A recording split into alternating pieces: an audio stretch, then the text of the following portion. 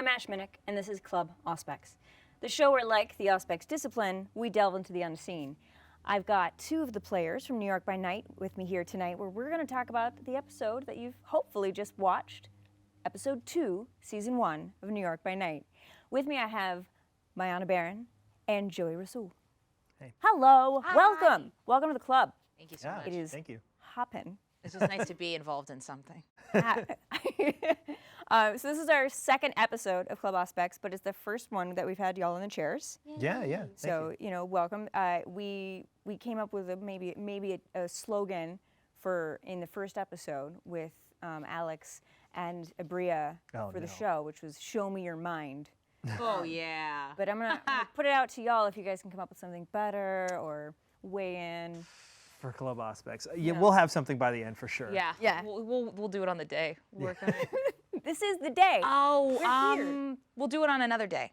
Bring it back. That's fair. That's fair. So in this show, we take about 15-20 minutes to go to talk about the episode we've just seen, as well as some other general vampire stuff and y'all. And again, like Auspex the Discipline, we kind of delve deeper. Go through all 5 levels. And so we just start with the obvious, which is y'all are both kind of new to the table, yeah? Yes. Joey, you were the show's DP. Yeah, so I've been working on the show, or LA by Night, for a while behind the scenes, up into directing the final season of LA by Night, and got to play for all of 5 minutes to kind of finish out one of the final scenes of the series, and kind of got bitten by the fangs, and was like, I want to play a full series if I can. You got the vampire bite, and then Mayanna, tell me a little bit about your background. Absolutely. I've been doing improv since I was 16 years old. I've been playing tabletop RPGs for about 4 years. And I did a monthly show that was like choose your own adventure themed. That was very silly and like about dating simulators and all that stuff. So a lot of role play in my background, but not in this capacity. So I'm very excited to be here. So how's it been for y'all at the table? Awesome. Better than I expected. Yeah. All right. Well, that's good. That's a good place to start. So now we're gonna get a little bit more into your characters. You guys have developed 2 very different characters. Your whole coterie has 4 very different characters, and like many role-playing games, you kind of start off the players in a situation that forces them together, whether they like it or not. How do you feel it's going with these 4 different characters, being forced together? I was expecting more thrash, but I think that for a myriad of different reasons, all 4 of us are very objective focused, and I think prioritize helping each other. Less for like selfish reasons and more so just because it feels like the right thing to do. Yeah, I think there's a level of discord between all of us, but for me, I'm very much trying to be annoyed but not annoying. And How's that going? Yeah, well, I don't know, you tell me. But like trying to find that balance of like being true to how the character would think and react, but then also like keeping everything moving forward and being able to like find that next moment to pick up and keeping it all going. Yeah. And do you find that that's getting easier as you're going, or has that been challenging at any point? Are you still DPing in your head? Oh yeah, well that's still a thing. I'm still like every now and then I'm just like, oh, that was a cool lighting change. We keep yelling at really him cool. to be talent, and he just won't. He can't let go. Yeah, the 5 minutes before we roll, I'm always like, if you need help fixing the, I can't. I'll stay here. Well, for you folks at home, Joey did help us in the beginning. He set up everything and then became talent. So you're still involved even in this series behind the scenes. And even Jekyll and Hyde situation. Yeah. come in the morning, do your camera stuff, and sit down, get forced into makeup. But we also have like such an awesome team behind the cameras that I like came in today and I was like, you guys need anything? No, everything's good. I'll wait That's till like we a proud papa play moment. then, yeah. Like, I have But I was just like, I have nothing to do. I'm gonna work on my character. Oh no, this is the scary part. Well, speaking of the scary part, so working on your characters, you have a very interesting character. So you're a gangrel. He's gangry. He's very. Yeah. You have taken. Was it? You've got one. I have one one composure. One composure. Yeah. The opposite. Yeah. So you have one in composure. So and that was a decision. Yeah, so when you're building out a character, at least the way we were building them out, you have to take one in one of the attributes, and you get a 4 in the other, and the others are scattered around. So looking at everything, I was like, what is going to be the thing that is Ray's weakness, and having him fly off the handle, kind of with slight provocation, ties into the beast that we all kind of know very well for me. So I was like, oh yeah, that's just an extension of what we already think of as the beast kind of nibbling at you. Is Ray ever on the handle to fly off of? I feel like he's always. So he has a specific trait called high functioning addict, which normally addiction within the game is a flaw. And his is specifically with smoking and with nicotine, and that calms him down a little bit when it's in his bloodstream. So when he gets to feed off of someone that has been smoking, he calms a little bit. And that kind of mimics that ebb and flow of someone who is addicted to nicotine, of like when they haven't had it in a while, they're angry and they're agitated, and having that calms them down. So dealing with that thing of like, are you guys sure you don't want him to have a drink of someone with nicotine in their blood, because he's going to get annoying. So for your first foray at the table, you decided to make it as complicated for yourself as possible. Yeah, I'd seen Alex try and make it as complicated as possible for him all of LA by Night, and he'd come home being like, it's not that bad, it's fine, I'm definitely not going to die. I was like, yeah. So I, assume that that's the case. And so far, he's been so wrong. Yeah, but I like it a lot. I think it's a great wrench to throw into everything. It's fantastic. It's very fun. And then with your character, Yeah. you've also got some dichotomy, maybe some background you're trying to get away from. Correcto. And then also you're playing Ravnos, yeah? I am playing Ravnos. Which is the first time we've seen that in the vampire streaming series. So what drew you to Ravnos? the quiz that I took that told me I was Ravnos. Okay, And tell then me everything. Oh my God. Well, I got a little email and a suggestion to help you pick a clan. And so I took the quiz, totally just normal, and I got Ravnos, and Alex told me that was disturbing information. But after, I was like, well, I have to do that now. And the fact that Ravnos is one of those clans that doesn't get a lot of airplay, I found very interesting, because their curse is really crazy, and we haven't gotten a chance to talk about it too much. And I'm not sure if I should spoil what the curse is or not, so I won't. Yeah, that's fine. Yeah. But it may come up soon. So. Well, what about the clan? Can you talk about it without spoiling anything that we haven't? They're nomadic. Okay. They don't stick around in the same place for very long, and I think that is a very attractive trait to align with Serif and some of the things that she's dealing with. She doesn't want to be close to the place where she came from. Okay, so you don't want to be close, or Serif doesn't want to be close to the place where she came from, whereas Ray just doesn't want to be in Brooklyn. Well, so yeah, Ray doesn't really like being back in the Bronx. Ray is a character who's originally from the Bronx, but left to go to Manhattan and kind of chase his fortune.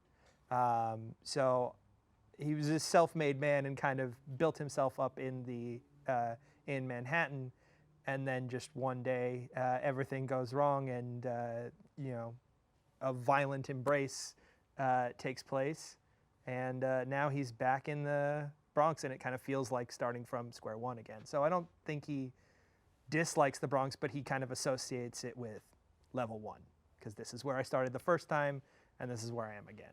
So how do y'all think these two characters, one who doesn't want to stick around anywhere and the other one who is feels like this is level 1 for him, almost a sign of failure to be in this. You've been given a territory in this location.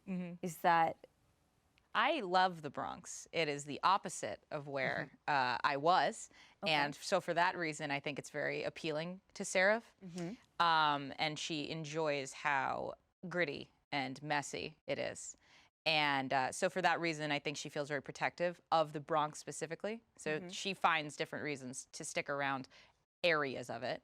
And I think you couldn't want to be there any less. Yeah, I mean, like, it's more that it's a reminder for him, and there's something about him that would like to make the Bronx better, but, you know, there are so many different definitions of what that means that, you know, if Ray and Fuego have a conversation about what makes the Bronx better, I'm sure they'll come up with very different answers. Yeah. So I'm going to delve a little bit into kind of maybe a little bit of metagaming, but just let's say player failure. As a player, obviously your character doesn't want to fail. Your character doesn't want to necessarily be hurt or wounded or almost die. But as a player, how does that feel to go into a dramatic situation where something happens, like, I don't know, you're thrown out of a window? I mean, I try really hard to never look at it as a failure. It's like, did the dice tell you to go left or right? Right. Not did you succeed or fail. Because as a player, you might have different goals than your character. And so then you start, have the question of, well, who failed? Did the player fail or did the character fail? The answer is neither failed. You were going this way instead of that way. So one of the things that I kind of realized in that fight with Airbox was like, okay, if they knew that Ray was going to fight, because there's no way they didn't know Ray was going to fight, why are they doing this? Maybe it's to test Margot and Serif to see how they would react. So whether that's true or not, that's how Ray starts to rationalize it in his head and starts to go, okay, so I have to put up this fight and I have to do this and I'm going to fail and I'm going to fall out the window. And then that's why, the first thing he asks is like, okay, how did they do? What did they do? They react? They fail the test? Because I did exactly what I was supposed to in this test, which is get beat up. Yeah. I like it because as a story nerd person, you don't want characters who aren't challenged by things. And even as somebody who likes to write as well, like you feel this protectiveness around your characters. You don't want to put them through something hard or painful, but ultimately that is what makes for really compelling stories. Yeah. The fact that they made it out to the other side is what's interesting. And so having dice be a mechanism by which characters have to face difficult things and not succeed is, I think, the thing you're trying to always capture in a written story. So we just don't have to worry about that part. Well, even Serif clearly enjoys learning from pain. I mean, she kept her bullet in the first episode. Sure did. The bullet that shot her. Is that a common thing for her to keep? I think Serif is a character that I myself don't fully understand. She does things. I don't think you're supposed to admit that. Oh, I mean, as I get to know her and sense what she wants to do, there's not necessarily always a rhyme or reason to it. But I think she thought it'd be fun to keep it. But there is a lot of things in her past that are defined by ugliness and an acceptance of that wasn't allowed for her. So I think anything that reminds her that the world is a messy, complicated place is something that she's attracted to. Yeah, I like that. So that's embracing the ugliness, the messiness, to become better. So I'm gonna switch gears slightly and just talk more about y'all as people outside the game. I know you've both role-played a lot in the past. How much experience do you have with vampires specifically before this show? I know, obviously, you had a lot of experience. My experience has literally been like sitting, 10 feet off of the set watching it, and that's about it. I played one session of like a variant version of Mortals and one, stream game for charity, and that was about it. So I used to like a game called Detroit Become Human. And in that game, there's an actor named Brian Deckard. And Brian Deckard was on Vampire, and he played a prince. And so I watched that episode. And then I was like, ooh, sick. And then I watched more episodes. And that is my experience of Vampire the Masquerade. Great. So how is it actually being at the table compared to what you sort of thought it would be? It's so interesting feeling like there's this wide land, and you're not really sure where in the land you want to go, are supposed to go, you know, would be the right place to go, and trying to figure out in the moment while also being respectful of everybody else's understanding that they're looking at the same piece of land that you are, both our territory and also metaphorically. So I think it's like, you feel like there's so many options, but you also want to be cognizant that you don't want to take from other people's impulses as well. So it's very yes and very like, okay, let me kind of sense this out.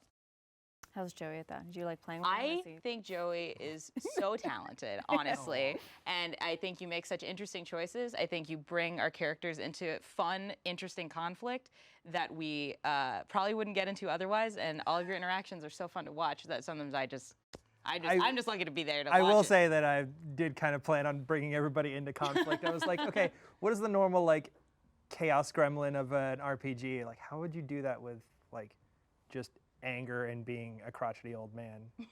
Yeah, that'll work. I like it so much. I think it's awesome. Angry, crotchety old man, chaos gremlin. Yeah. All right. Well, I guess that's the best way to play role-playing games is chaos gremlins. Thank you both so much for joining us on Club Auspex. Now that you've gone through the process, do you have any more thoughts on an opening line? Do you feel like there's a new motto? I don't know. I'm having such a weird like out of body experience just even being here. Like, you know, to step from playing at a table to then playing for a stream is its own thing, and like the change of how you played there's a little bit of a difference in how you play. And now, like, even sitting here talking to you, like, I can't get out of Ray's voice half the time because I'm like, oh yeah, we're on camera. We do the thing that we do on camera now. Oh, this is a different kind of, so my brain is already just like dealing with so many things from today. I don't know. A new slogan. I liked, what was it? Show me your mind. Show me your mind. Yeah, I think that's good. We'll do it on the day. All right. I think they got it right in one. They nailed it. They nailed it. Great. So your minds have been shown. Yeah. Wonderful. Thank you, everyone, for joining us. That has been another amazing episode of Club Auspex. Thank you to our guests again, Joey and Mayanna. We will see you next time after episode 3, season 1 of New York by Night.